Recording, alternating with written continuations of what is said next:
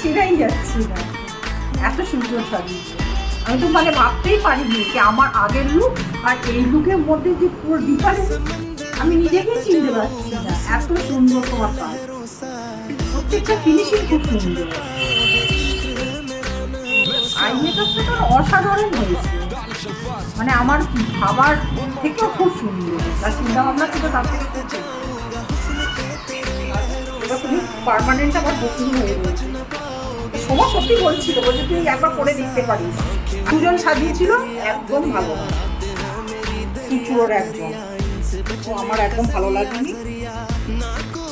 আমার কাছে কেমন লাগলো? আমার তো তোমার কাছে তো বলছে অসাধারণ, তোমাকে আমি আগে থেকে বুকিং করে রেখে দিলাম এবার, আর তুমি কতদিন আগে আমাকে যখন আমি করে দিই,